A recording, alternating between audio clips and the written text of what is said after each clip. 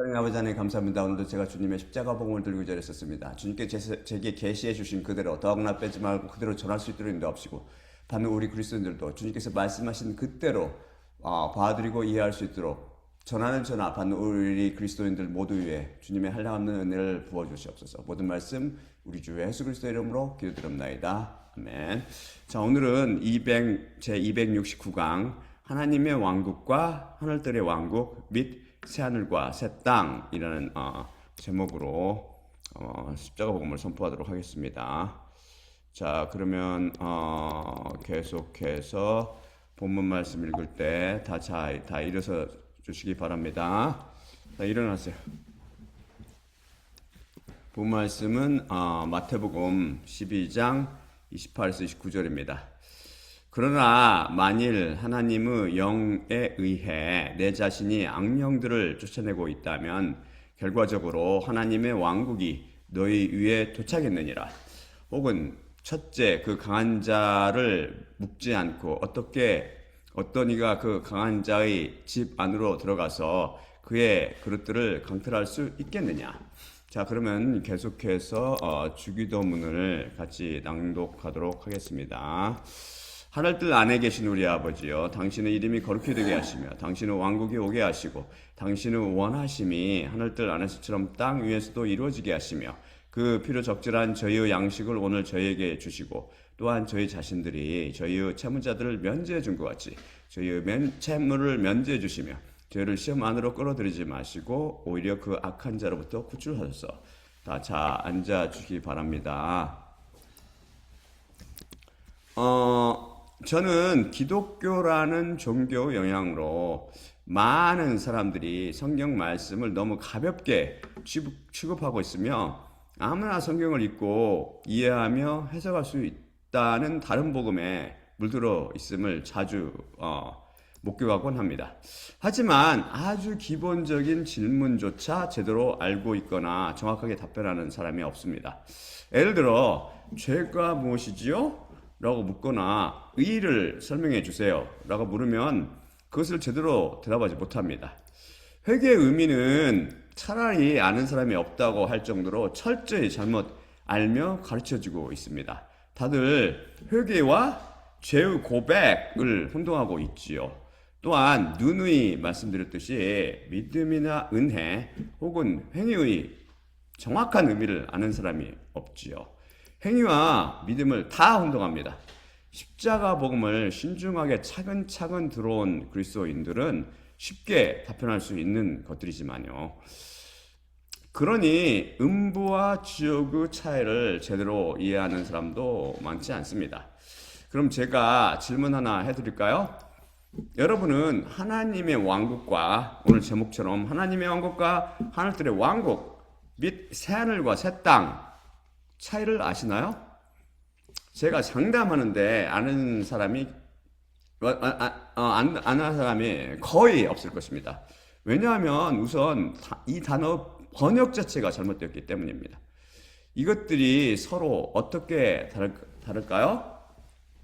기독교에서 하나님 나라나 하느님 나라로 번역한 단어는 해 바실레야 투 세우로 그 하나님의 그 왕국인데 정관사 그가 붙은 이유는 하나님께 속한 것으로 유일하며 독특하기 때문입니다. 간략히 하나님의 왕국이 올바른 번역입니다. 우리나라 사람들은 그를 생략하잖아요. 정관사. 왜 나라가 아니라 왕국이 올바른 번역일까요? 일단 헬라어 바실레이아는 크게 두 가지 뜻이 있는데 첫째가 다스리는 행위를 나타내서 royal rule로 왕의 다스림이라는 뜻이 있고 둘째 영역을 나타내 territory ruled by a king로 왕이 다스리는 영토로 간략히 kingdom 왕국이 됩니다. 여기에서는 둘째 뜻으로 왕국이라는 의미가 됩니다. 즉 헬라어 원어가 왕국이라는 뜻을 갖기 때문에 그렇게 번역해야 맞습니다. 둘째 나라의 정의는 일정한 영토와 거기에 사는 사람들로 구성되고 주권에 의한 하나의 통치 조직을 가지고 있는 사회 집단을 가리키는데 국민, 영토, 주권 3요소가 필요하다로 정의되죠. 이미 살펴봤는데 그런데 나라, 그 국가는 분류하는 기준이 정말 다양합니다. 지리적 위치 또한 정치 체제, 경제 발전 수준 등에 따라 여러 가지 종류로 나눌 수 있는데 이 중 가장 이해하기 쉽게 정치 체제에 따른 분류를 선택하여 설명해 드리면 이것은 누가 권력을 가지고 있고 나라를 어떻게 다스리냐에 따른 분류입니다. 여기에는 대표적으로 민주공화국이 있는데 주권이 국민에게 있고 국민이 뽑은 대표, 대통령이나 국회의원이 정치하는 나라입니다. 예를 들어 대한민국과 미국 그리고 프랑스 등이 여기에 속해 있죠. 다음이 입헌군주국으로 왕이나 천황이 존재하지만 헌법에 따라 권력이 제한되어 있어서 실제 정치는 총리와 의회가 맞는 나라입니다. 예를 들어 일본과 영국과 태국이 있죠. 다음이 전제군주국 또는 절대군주국이라 부르는데 왕이나 국왕이 국가의 절대적인 권력을 행사하는 나라입니다. 예를 들어서 사우디아라비아나 브루나이가 있지요. 마지막으로 사회주의 공화국이 있는데 일당, 주로 공산당이 국가의 모든 권력을 쥐고 사회주의 이념을 따르는 나라입니다. 예를 들면 중국, 베트남, 쿠바 등이 있습니다. 북한은 사회주의 공화국을 표명하지만 사실 세습제 독재 국가로 전제 군주국처럼 왕이 대물림 또는 독특하고 극단적인 형태이며 국가가 개인의 자유와 삶을 완벽하게 통제하고 사회 전체가 하나 거대한 조직처럼 움직이도록 강제하는 전제주의보다 더 심한 전체주의의 특성이 매우 강한 특이한 나라입니다. 전체주의의 대표적인 것이 바로 뭐냐면 이탈리아 파시즘과 히틀러가 다녔던 그 독일의 나치즘이 있지요. 하나님의 왕국이나 하늘들의 왕국은 이런 세상 나라의 형태 중 그 어디에도 속해 있지 않습니다. 왕들 중에 왕이신 여호와 예수 그리스도께서 다스리시며 24 장로들이 우리 배웠죠 이미 몇 시간 전에 24 장로들이 얼마 전에 24 장로들이 그분 아래서 그분을 보필하며 다스리는 데 참여하고 부활한 그리스도인들도 천사들과 피조물을 다스리는 형태의 독특한 왕국입니다. 여호와 예수 그리스도를 머리로 많은 왕들로 구성된 문자 그대로 글자 그대로 왕국입니다. 왕국 강조하는 의미로 강조. 그래서 바실레이아라는 단어는 반드시 왕국으로 번역해야 합니다. 저는 그동안 때로는 이렇게 이 세상적인 종교적인 단어를 썼는데 앞으로는 그냥 왕국이라는 단어를 고집해서 쓰기로 했습니다. 예, 번역하면서 하나님의 말씀을 전하는 입장에서 이제 사람들은 인식을 바꿔야 되잖아요. 제대로 된 걸 전하기 때문에. 따라서 하나님의 왕국은 물론 기독교에서 천국이나 하늘나라 혹은 하늘들의 왕국, 하늘의 왕국, 하늘들의 왕국으로 번역한 사람 아무도 없고 하늘의 왕국으로 번역한 해 바실레아 톤 우라논도 그 하늘들의 그 왕국으로 간략히 하늘들의 왕국이라고 번역해야 맞습니다. 이 상에 속한 종교에서는 이렇듯 바실레이아란 단어 하나도 축자적으로 번역하지 않고 시상적으로 번역하고 있습니다. 그럼 하나님의 왕국과 다 세상에 속해 있기 때문이죠. 자신들이. 그럼 하나님의 왕국과 하늘들의 왕국이 무엇이며 그들이 어떻게 다를까요? 아담의 타락 이후 여호와 하나님께서는 아담을 하늘들의 왕국 그림자였던 에덴 동산으로부터 쫓아내십니다. 국가, 곧 나라의 필수 세 가지 요소는 여러분도 알고 또한 방금 배웠듯이 첫째가 주권 혹은 통치권, 둘째가 국민 혹은 시민, 마지막이 영토 혹은 영역입니다. 예를 들어 대한민국 헌법은 대한민국 주권과 통치권은 국민이 가지고 있다고 명시합니다. 그런데 실제적 권력은 국민이 뽑은 대통령을 수반하는 대한민국 정부가 가지고 있고, 국민 혹은 시민은 대한민국 사람들의 모임을 가리키며, 영토는 한반도와 그 부속도서로 되어 있습니다. 그럼 이 세상의 실제적 곧 영적인 주권과 통치권은 누구 것입니까? 그것은 마귀의 것입니다.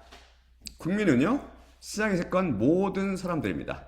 마지막으로 그 영토는요, 마귀의 권세가 미치는 이 세상 전체가 되겠죠. 그래서 세상은 마귀에 속한 것이요, 예수님께서는 요한복음 18장 36절을 통해 내 왕국은 이 세상으로부터 나지 않느니라고 말씀하셨던 것입니다. 그럼 먼저 하나님의 왕국에 대해서 살펴볼까요? 하나님의 왕국의 주권과 통치권은 누구 것입니까? 그것은 하나님의 것입니다. 국민은요, 세상으로부터 밖으로 불러낸 무리, 즉 교회, 에클레시아, 밖으로 불러낸 무리라는 뜻이라고 그랬죠. 교회, 그리스도인들이 교회의 구성원이죠. 영토는요, 바로 하나님의 주권과 통치권이 미치는 곳입니다. 그것이 어디에 있나요? 다음 슬라이드 제가 보여드릴게요. 누가복음 17장 21절입니다.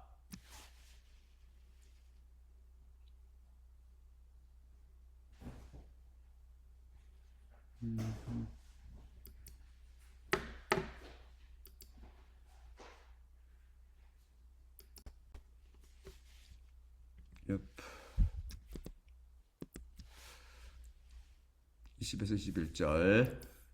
그러자 하나님의 왕국이 언제 오느냐고 바리새인들에 의해 질문 받으셨는데, 그들에게 대답하시며 그분께서 말씀하였으니 하나님의 왕국은 관찰과 함께 오는 것이 아니니 보라 여기에 혹은 저기에 있다 그들이 말하지 않을 것이라.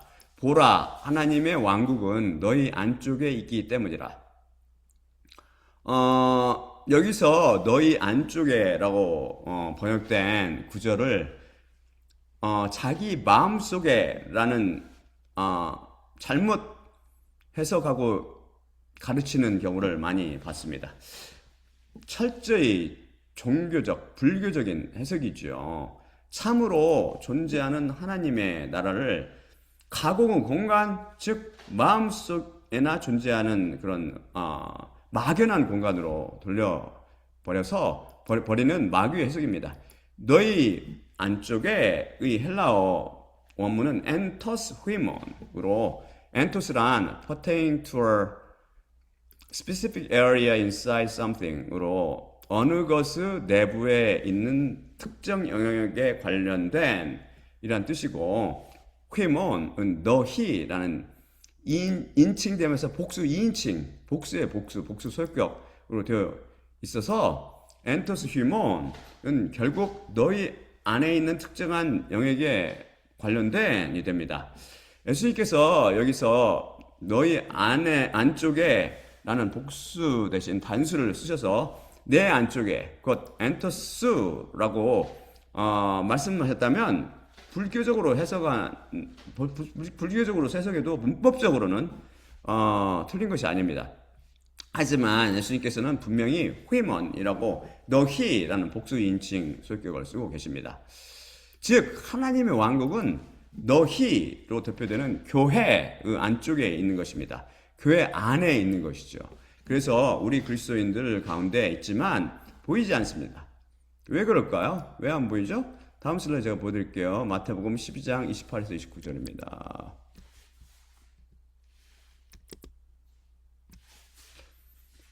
그러나 만일 하나님의 영에 의해 내 자신이 악령들을 몰아내고 있다면 결과적으로 하나님의 왕국이 너희 위에 도착했느니라. 혹은 첫째, 그 강한 자를 묶지 않고 어떤 이가 그 강한 자의 집 안으로 들어가서 그의 그릇들을 강탈할 수 있겠느냐? 하나님의 왕국은 우리 위에 있습니다. 위에 있다. 축자적으로 그대로 변하겠죠. 즉 하늘로부터 우리 위로 내려오는 것이죠. 이것이 우리 위에 도착해 있으나 그것을 우리가 보지 못하는 이유는 하나님의 왕국의 통치권을 성령님께서, 하나님이신 성령님께서 가지고 계신데 성령님께서는 눈에 보이시지 않기 때문입니다. 그분께서 마귀에 속한 세상의 군병들인 악령들을 쫓아내시면서 하늘의 왕국 영토를 확장하십니다. 악령 들린 자들은 바로 세상에서 마귀의 노예로 채찍질 받으며 죄와 사망과 마귀와 율법의 무거운 짐을 지고 사는 사람들을 비유합니다. 성령님께서는 무엇을 병기로 싸우시며 그리스도인들을 마귀에 속한 세상으로부터 구출해 내시죠? 바로 예수 그리스도의 십자가입니다. 십자가 있는 곳에 승리가 있으며 성령님께서 임하십니다. 결국 하나님의 왕국의 주권과 통치권은 성령님으로부터 오며 국민은 성령님께서 십자가를 통해 세상으로부터 구원해내신 그리스도인들이고 영토는 하나님의 주권과 통치권이 미치는 곳, 즉 십자가를 통해 성령님이 임하신 곳을 말합니다. 그분은 우리 그리스도인들 가운데 계시지만 보이지 않습니다. 하나님의 왕국으로 하나님의 왕국으로 이민 가서 산다는 것을 제가 그런 표현을 많이 했죠. 많이 하죠. 한다는 것을 성경 말씀은 새 피조물로 태어난다고 표현합니다. 예수님께서는 십자가에 못 박히셨을 때 그리스도인의 옛사람을 끌어안고 십자가에 못 박아 죽이셨습니다. 그리고 성령님을 통해 새 피조물로 만드셨습니다. 이것을 이로부터 난다고 표현합니다. 하늘에 계신 분, 곧 위에 계신 성령님을 통해 다시 태어나기 때문입니다. 이를 성경 말씀은 새 창조, 카이네 크티시스 라고 부릅니다. 세상에서 썩어질 피조물로 살다가 새 피조물로 새 창조에 속한 하나님의 왕국에 가서 새로 태어나서 영생을 누리며 사는 것이죠. 다음으로 하늘들의 왕국을 살펴볼까요?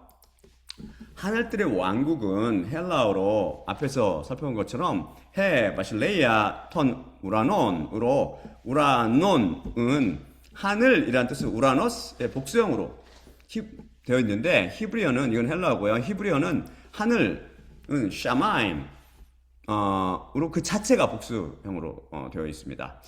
헬라어는 이것을 더 세분해서 표현해 줍니다. 히브리어로 쓰여진 구약에 숨겨진 것을 헬라어로 쓰여진 신약은 더 명확히 보여주는 것이죠. 우리가 지구에서 올려다 볼 때 보이는 하늘은 sky인데 이것을 헬라어는 우라노스라고 단수로 표현하며 히브리어는 샤마임 혹은 라키아라고 부릅니다. 성경 말씀에 따르면 하늘은 세 겹으로 되어 있습니다. 이거 배웠죠. 첫째, 하늘이 스카이로, 첫째가 바로 하늘이죠. 이게 스카이로 우리의 눈으로 일부가 보입니다. 첫째 하늘이 스카이, 둘째 하늘이 우주를 가리킵니다. 바로 이곳에 마귀와 그 천사들이 거주하고 있을 것으로 추정됩니다. 셋째 하늘이 하나님께서 계시며 천사들과 잠자고 있는 믿음의 형제들이 있는 곳입니다. 사도 바울이 바로 하늘들의 왕국인 셋째 하늘에 올라갔다고 고린도 후서 12장 2절에서 기록합니다. 아버지 하나님께서 계시는 셋째 하늘을 뜻할 때도 우라노스라는 하늘의 단수형을 씁니다. 현재 둘째 하늘은 우리 눈에 보이지 않지만 요한계시록 6장 13에서 14절에 따르면 그 왕이신 예수님께서 여섯째 도장을 여실 때 우리가 보는 첫째 하늘은 두루마리기처럼 두루마리처럼 둥둥 말려서 둘째 하늘로부터 분리 사라집니다. 그때 배웠었죠. 그러면 그 빈 공간을 둘째 하늘이 채울지 아니면 그냥 빈 공간으로 남아있을지는 알 수 없지만 그 너머로 둘째 하늘이 보이기 시작할 것입니다. 이곳에 마귀의 무리가 거주하고 있는 것이죠. 물론 마귀는 영적 존재이므로 육안으로는 이 악한 무리를 보지 못할 것입니다. 그리고 천사장 미가엘이 휴거가 일어나기 전에 이곳에 쳐들어가서 마귀와 그 무리를 땅으로 쫓아내버린다고 그랬죠. 쫓아내면 그러면 지구는 땅으로 쫙 쫓겨나면 지구는 이제 문자 그대로 난장판. 지구는 문자 그대로 마귀의 소굴이 되어서 미혹과 죄로 난장판이 될 것입니다. 험한 세상이 되는 거예요. 진짜 험한 세상. 마귀의 소굴로 변한 이 땅을 하나님께서 7 천사들을 시켜서 7 재앙의 접시를 쏟아붓게 하십니다. 그 양의 진노가 지구에 쏟아지게 되죠. 환란 중에 일어나는 거잖아요. 기억나세요? 하나님께서 계시기 때문에 높고 높다는 의미로 하늘들의 왕국이라고 표현하며 또한 이곳은 하늘들보다 높은 곳에 있기 때문입니다. 지금은 에녹과 엘리야 외에는 모두 생물학적으로 죽은 그리스도인들이 거주하고 있는 낙원을 일컫습니다. 그럼 하나님의 왕국과 하늘들의 왕국은 어떤 차이가 있을까요? 하나님의 왕국은 십자가를 무기로 싸우시는 성령님께서 그분의 백성인 그리스도인과 함께 계시며 활동하시는 그 모든 곳을 말합니다.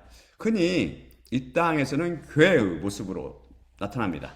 제가 말씀드리는 교회는 눈에 보이는 세상교회를 의미하는 것이 아니며 눈에 보이지 않는 하나님의 교회를 가리킵니다. 저는 지금 하나님의 교회에서 하나님의 대변인 중 하나의 역할을 하며 십자가 복음을 선포하고 있지요. 하나님의 왕국은 마귀에 속한 이상 왕국을 서서히 잠식해 갑니다. 여호수아를 필두로 가나안 땅을 서서히 정복하는 것이 그 좋은 예표가 됩니다. 그리고 하나님의 통치권이 미치는 곳이 하나님의 왕국이기 때문에 넓은 의미로 하늘들의 왕국과 새하늘과 새 땅도 하나님의 왕국에 속해 있습니다. 즉 하나님의 왕국이 하늘들의 왕국이나 새하늘과 새 땅보다 더 큰 영향을 갖고 있다는 말씀이죠. 이곳에는 이 땅에 사는 아직 위로부터 나지 않은 그리스도인들과 위로부터 난 그리스도인들과 그리고 지금 하늘들의 왕국에 자고 있는 하나님의 백성 장차 새하늘과 새 땅에 거주할 그리스도인들과 그리스도인들 모두를 포함하게 될 것입니다. 이에 반해 하늘들의 왕국은 이 땅과 대조되어 저 멀리 하늘들 위에 있는 거룩한 왕국을 말합니다. 소위 대부분의 그리스도인들은 생물학적으로 죽어야 갈 수 있으며 에녹과 엘리야는 산채로 들어갔고 장차 그리스도인들 중 일부는 휴거를 통해 또 일부는 순교를 통해 들어가게 될 것입니다.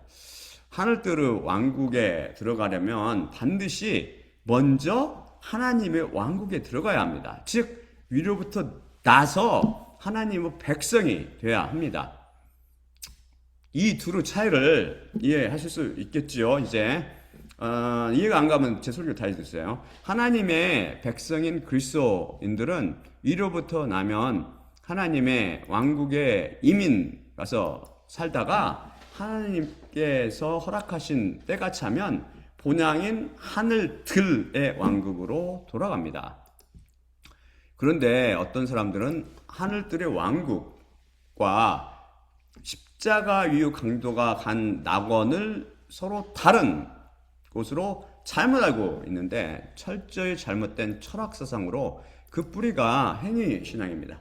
낙원은 하늘들의 왕국인 셋째 하늘의 다른 이름일 뿐입니다. 다음 슬라이드 제가 보여드릴게요.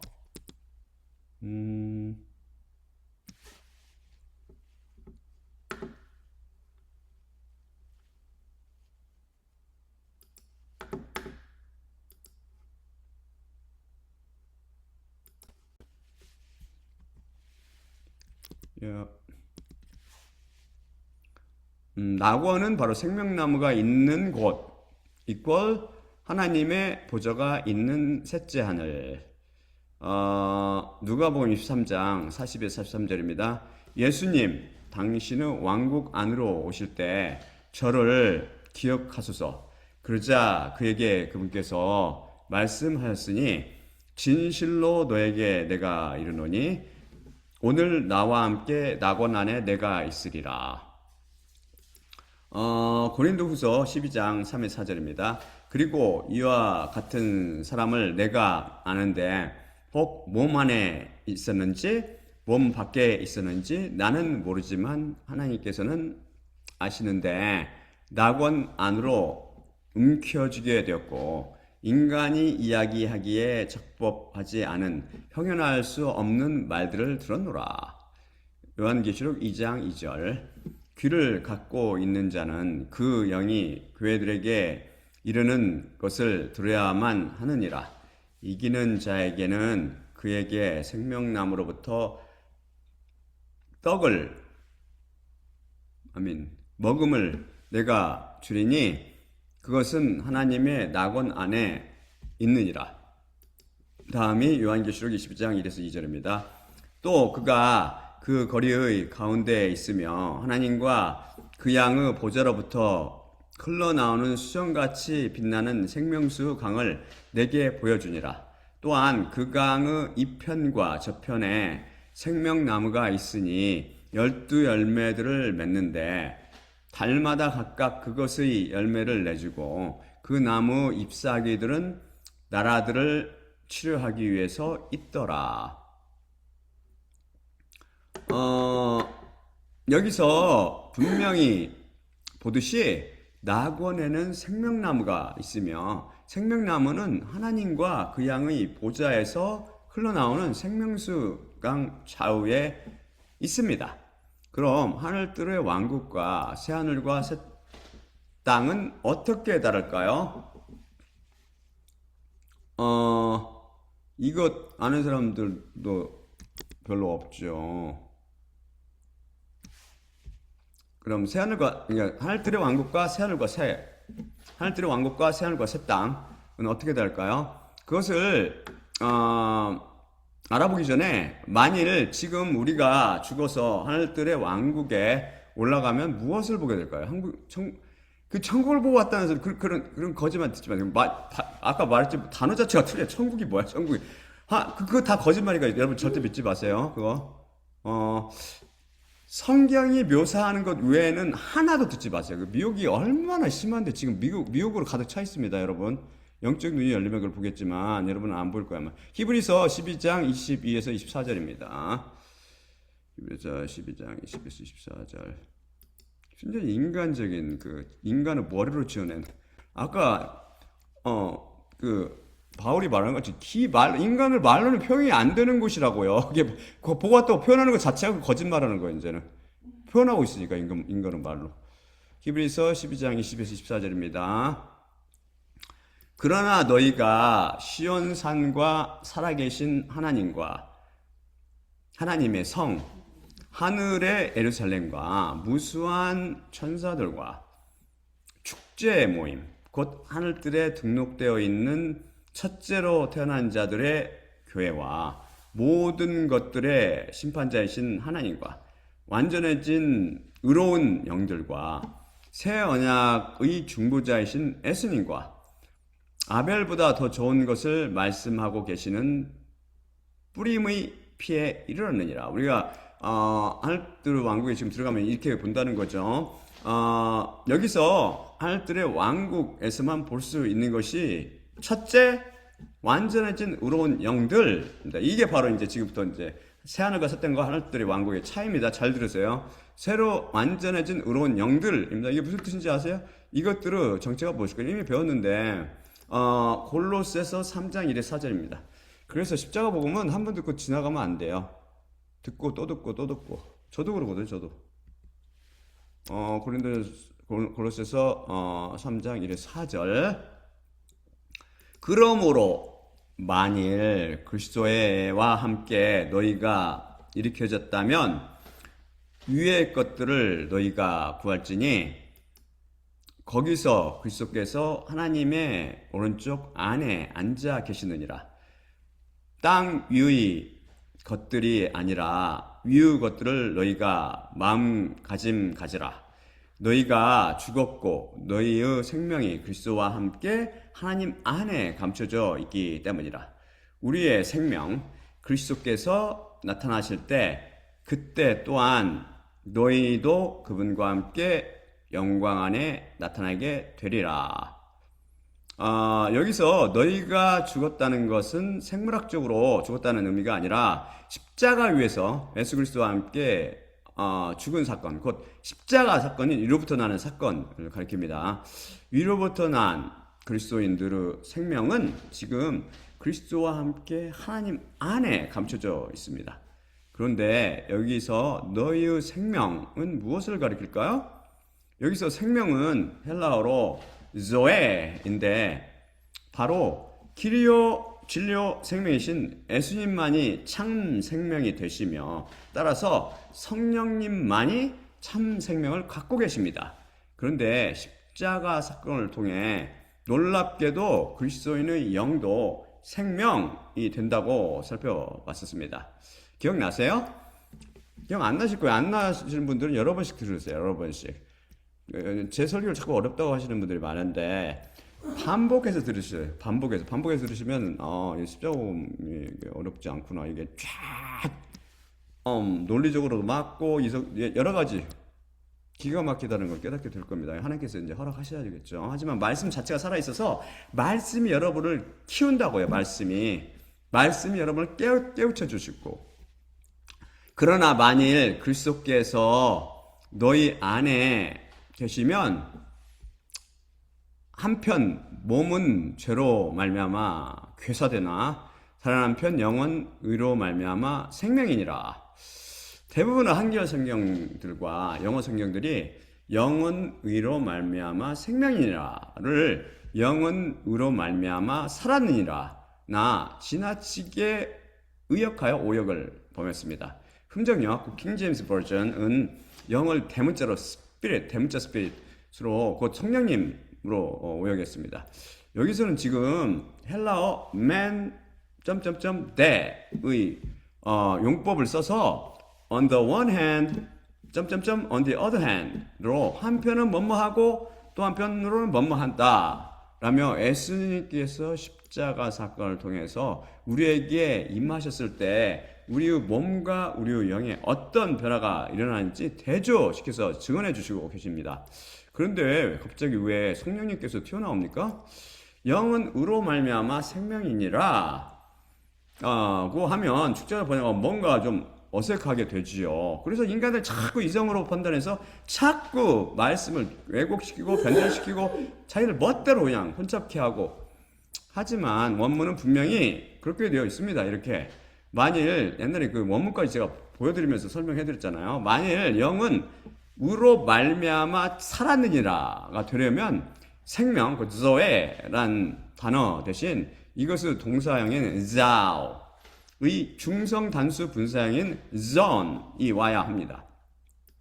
영어 성경들 중에서는 ASB와 The Emphasized Bible이 제대로 번역했고 대부분이 킹제임스 버전처럼 번역했습니다. 영은 의로 말미암아 생명이라는 말씀이 무슨 뜻일까요? 예수님께서 십자가에 못 박히실 때 저의 옛사람을 끌어안고 십자가에 못 박으셔서 죄의 몸을 폐기처분하시자 저는 더 이상 죄인이 아니라 의인이 되어 거룩의 영이신 성령님께서 제 안에 찾아오셨습니다. 그러면서 죄로 죽었던 제 영혼도 살아났고 죽었던 제 영도 살아나게 되었습니다. 신기한 것은 제 영이 길이요 진리요 생명이신 예수님의 영, 곧 성령님과 본질상으로 같은 영이 되었습니다. 즉 제 영이 생명이 되었습니다. 성령님만 생명이 되시는 것이 아니고 제 영도 생명으로 살아난 것이죠. 이것이 바로 놀라운 십자가의 비밀입니다. 하나님만이 생명을 갖고 계십니다. 그런데 예수님의 십자가는 제 영을 생명으로 만들어 주므로 제가 하나님처럼 참 생명을 갖게 만들어 주셨습니다. 제 영이 그저 산 정도가 아니라 생명이 된 것입니다. 이것을 통해 알 수 있는 진리는 십자가 사건을 통해 내 영과 성령님이 하나가 되었다는 비밀입니다. 이게 이제 주님께서 말씀하시는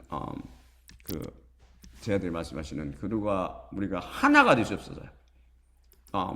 나중에 또 설명해 드릴 기회가 있겠지만, 옛날에 또 설명했지만, 이런 식으로는 설명한 적은 없지만, 앞으로 주님의 계시가 쫙 열리면서 주님께서 말씀하실 때 제가 정하겠습니다. 그래서, 방금 살펴본 골로새서 3장 3절에 너희가 죽었고 너희의 생명이 그리스도와 함께 하나님 안에 감춰져 있기 때문이라.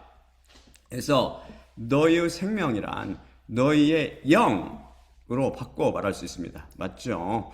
바로 우리의 영이 그리스도와 함께 하나님 안에 감춰져 있는데 그것이 어디에 있냐 하면 바로 하늘들의 왕국에 대해 증언하고 있는 히브리서 12장 23절의 완전해진 의로운 영들, 이 영들의 주인공이 바로 위로부터 난 모든 그리스도 영을 일컫고 있는 것입니다. 여기서 제 영은 지금 하늘들의 왕국에 지금 하나님께 의해서 그 중에 하나 들어있다고요.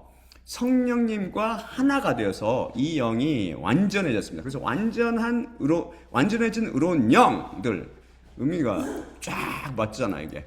그리스도의 공중 강림, 곧 그리스도께서 나타나실 때, 그때 또한 우리 그리스도인들도 그분과 함께 영광 안에 나타나게 될 것입니다.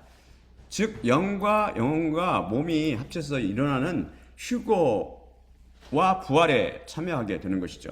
십자가를 통해 성령님과 하나가 된 그리스도인들의 영이 지금 하늘들의 왕국에 하나님께 의해 감춰져 있다니 얼마나 놀랍습니까?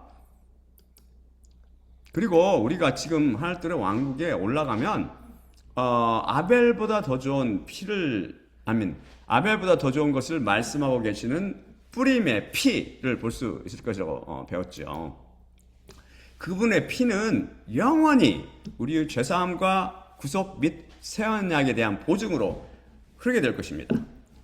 이 땅에서는 그리스도인들 안에 피에 담가지는 말씀으로 살아있지요.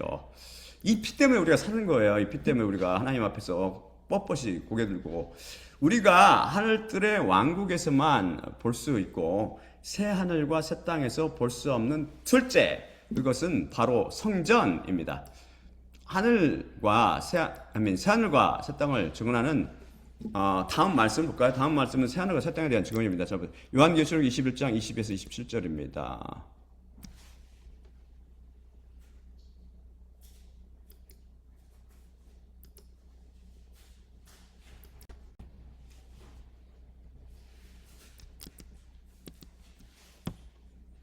또한 나는 그것 안에서 성전을 보지 못했으니 주 하나님 전능자와 그 양께서 그것의 성전이 되심이라. 또한 그 성은 그것을 밝혀줄 해나 또한 달의 필요를 갖고 있지 않으니 하나님의 영광이 그것을 밝히며 그 양께서 그것의 등불이 되시기 때문이라. 그리고 민족들이 그것의 빛을 통해 걸을 것이며 땅의 왕들이 그들의 영광을 그것 안으로 가져오리라. 그리고 낮에 그것의 대문들이 결코 닫히지 않으니 거기에 밤이 없을 것이기 때문인데 또한 민족들의 영광과 존귀를 그것 안으로 그들이 가져오리라. 그리고 모든 속된 것과 혐오스러운 것과 거짓을 행하는 자는 결코 그곳에 들어가지 못하리니 그 양의 생명의 책 안에 기록된 자들이 아니라면 들어가지 못하리라. 이에 반해 지금 하늘들의 왕국에는 성전이 있습니다. 보여드릴게요. 이것은 지금 현재 하늘들의 왕국을 묘사하는 장면이거든요. 요한계시록 11장 15에서 19절이죠. 그리고 일곱째 천사가 나팔을 불었는데 이때 휴거가 일어난다고 그랬죠. 하늘 안에서 거대한 음성들이 일어났으며 이르기를 세상의 왕국이 우리의 주님과 그것의 그리스도의 것이 되었으니 세대들의 세대들에 이르도록 그분께서 왕으로 다스리시리라.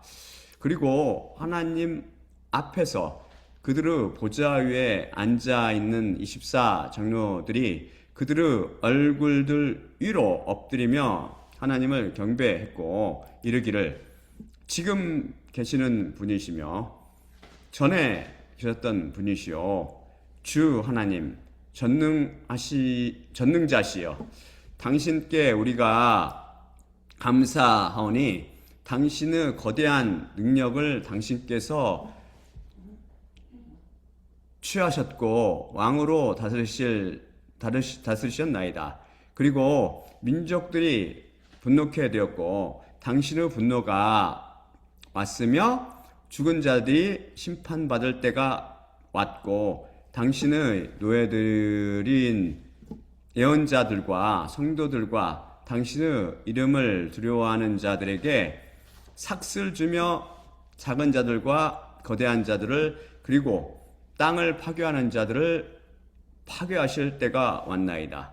그리고 하늘에 있는 하나님의 성전이 열렸고 그분의 성전 안에 있는 언약의 언약궤가 보였으며 번개들과 소리들과 천둥들과 지진과 거대한 우박들이 발생했더라. 이 구절에 대한 자세한 설명은 제44강 마지막 나팔의 비밀 편에서 다뤘으니 그 소리를 다시 들어보세요. 여기 19절에서 굵은 글자로 보듯이 하늘에는 지금 하나님의 성전이 있습니다. 예수님께서 바로 이곳으로 들어가셔서 제사를 온전히 마무리 지으셨죠. 십자가 위에서부터 쫙. 그리고 현재 하늘들의 왕국과 새늘과 새 땅의 큰 차이는 현재 하늘에 있는 예루살렘 성은 사라지고 새 예루살렘 성이 하나님께로부터 하늘에서 내려올 것입니다. 바로 새 예루살렘 성이 지금 천국에 저도 입에 붙어가지고 하늘의 왕국에는 없는 거죠. 제가 보여드릴게요. 요한계시록 21장 1절 4절입니다. 그리고 새 하늘과 새 땅을 내가 보았는데 첫째 하늘과 첫째 땅은 가버렸기 때문이며 그 바다도 더 이상 있지 않더라. 그리고 하나님께로부터 하늘에서 밖으로 그 거룩한 성 새 예루살렘이 내려오고 있는 것을 내가 보았는데 그녀의 남자에게 단장한 신부처럼 준비되어 있더라. 그리고 그 보좌로부터 밖으로 거대한 음성을 내가 들었는데 이르시기를 보라 하나님의 성막이 인간들과 함께 있으며 그들과 함께 그분께서 성막을 치실 것이요 그들 자신이 그분의 백성들이 될 것이며 하나님 자신께서 그들과 함께 계실 것이요 모든 눈물을 그들의 눈들로부터 그분께서 닦아내실 것이며 사망이 더 이상 있지 않을 것이요 애통도 고함도 고통도 더 이상 있지 않으리니 첫째 것들이 가버렸느니라. 새하늘과 새 땅의 시대가 열리면 모든 것이 새롭게 됩니다. 하나님의 이름도 새 이름으로 부르시게 되고 우리도 새 이름을 받게 되며 현재 그리스도인들이 살고 있는 하늘들의 왕국과 달리 오직 부활체를 가진 그리스도인들과 하나님의 자녀들의 영광의 자유에 이르러 해방된 피조물들이 여기에 살게 될 것입니다. 다음 슬라이드 제가 보여드릴게요. 새 이름으로 불리게 될 우리 모두. 그래서 새하늘과 새 땅이 되는 거죠. 모두가 새로운 것.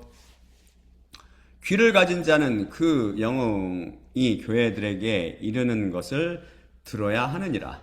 그 이기는 자에게 감춰져 있는 만나를 그에게 내가 줄 것이요 그에게 흰 조약돌을 내가 주리라. 그리고 그 조약돌 위에 받은 자 외에는 아무도 모르는 새 이름이 적혀 있으리라.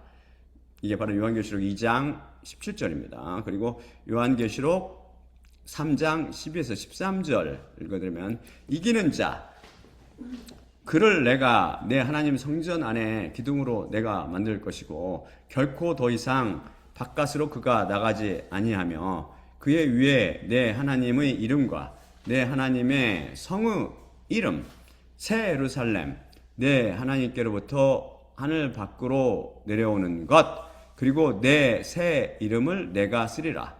귀를 가진 자는 내 영이 그들에게 이르는 것을 들어야 하느니라. 모든 것이 새 것이 되는 것이죠. 그럼 첫째 창조에 속한 것들은 어떻게 됩니까? 제가 보여드릴게요. 바로 이사야 65장 17에서 20절입니다. 나를 보라. 새 하늘과 새 땅을 내가 창조하니 첫째 것들은 기억나지 않을 것이며 마음 위로 떠오르지 않으리라. 오히려 내가 창조한 것을 영원히 너희는 기뻐하며 환희할지니 나를 보라.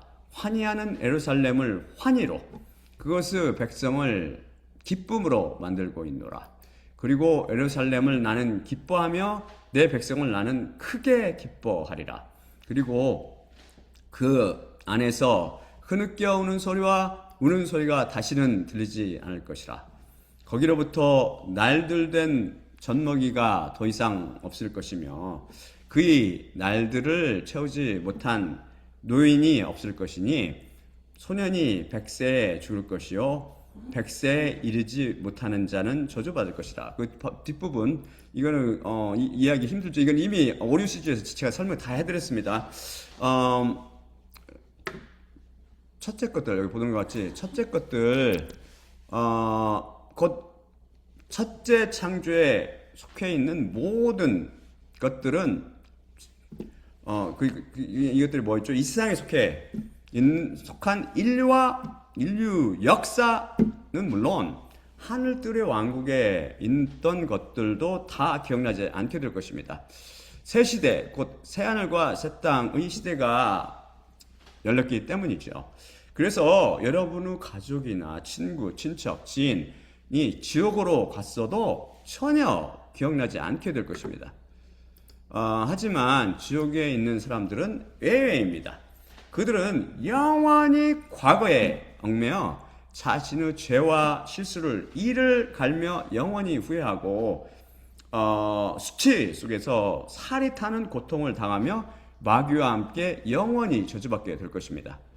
다음 슬라이드 보여드릴게요.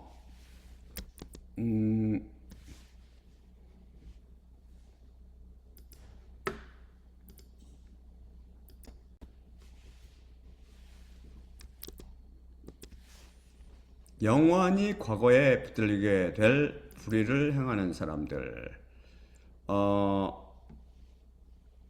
누가복음 13장 26에서 30절입니다. 그때 너희가 이르기 시작할 것이니 당신의 앞에서 우리가 먹고 마셨으며 또한 우리의 거리들 안에서 당신께서 가르치셨나이다. 그러면 너희에게 이르면 내가 말씀하리니 어디로부터 너희가 있는지 나는 모르고 있으니 나로부터 떠나라. 불의를 행하는 모든 자들아.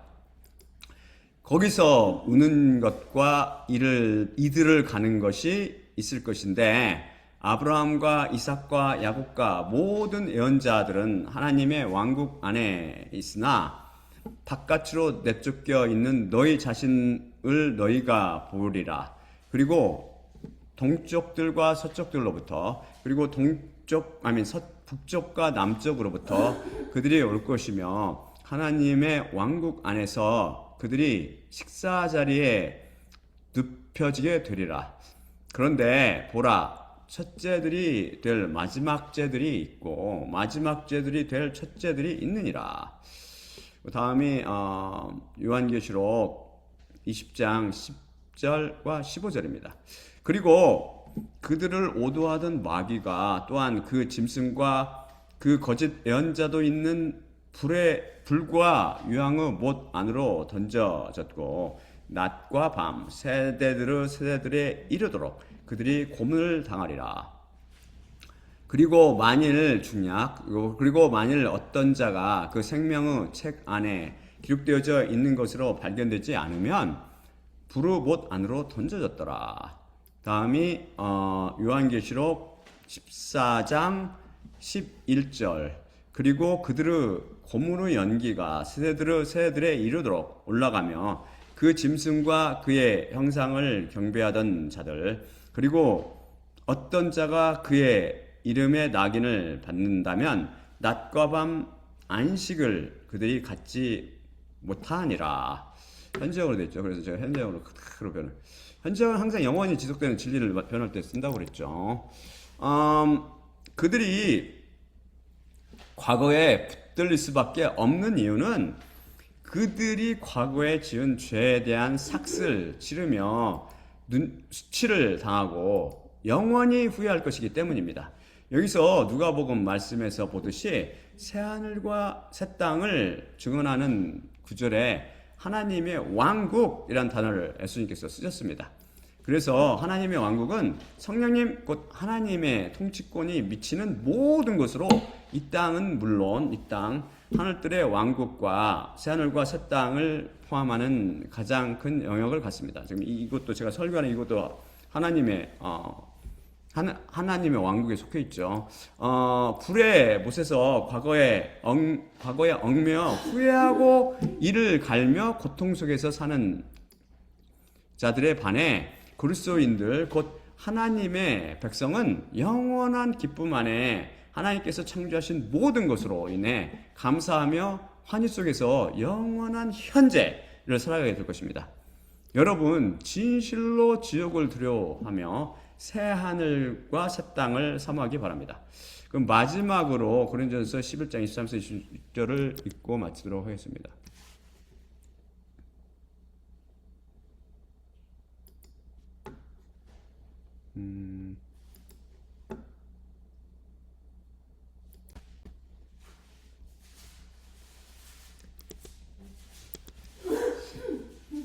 내 자신이 확실히 주님께로부터 받았고 그것을 또한 너희에게 내가 넘겨주었으니 주 예수님께서 넘겨주시던 밤에 떡을 취하셨고 감사드리신 후 쪼개셨으며 말씀하셨을 때 이것은 너희를 위한 내 몸이니 나를 기억하기 위해 이것을 너희는 행하라. 마찬가지로 또한 저녁 만찬을 잡수신 후 잔을 취하셨고 이르시되 이 잔은 내 피 안에 있는 새 언약이니 너희가 마실 때마다 나를 기억하기 위해 이것을 너희는 행하라. 확실히 이 떡을 너희가 먹을 때마다 또한 그 잔을 너희가 마실 때마다 주님의 죽으심을 그분께서 오실 때까지 너희가 선포하느니라. 예수님의 몸과 피로 상징되는 떡을 떼며 잔을 마실 때마다 십자가를 통해 우리를 이 세상에서 하나님의 왕국으로 이주시키고 계시는 예수님만 바라봅시다. 또한 나를 기억하기 위해 떡을 떼며 잔을 마시라 고 말씀하신 예수님의 명령에 순종할 때마다 주님의 죽으심을 그분께서 오실 때까지 선포한다는 말씀을 마음에 새기고 하나님의 왕국에 들어가기를 사모하며 장차 하늘들의 왕국에 이르고 결국 새하늘과 새 땅에서 여호와 예수 그리스도와 함께 왕으로 다스리기를 소망하며 살아갑시다.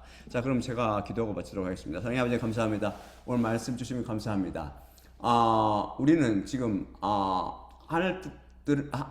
하나님의 왕국에서 이 땅에서 살고 있으나 장차 우리를 주님께서 생물학적 죽음을 통해서 또는 휴거와 부활을 통해서 또는 순교를 통해서 우리를 하늘들의 왕국으로 영접하실 것을 믿사오며 또한 우리는 결국 여호와 예수 그리스도와 함께 새하늘과 새 땅에서 영원히 왕으로 다스리게 될 것을 또한 믿습니다.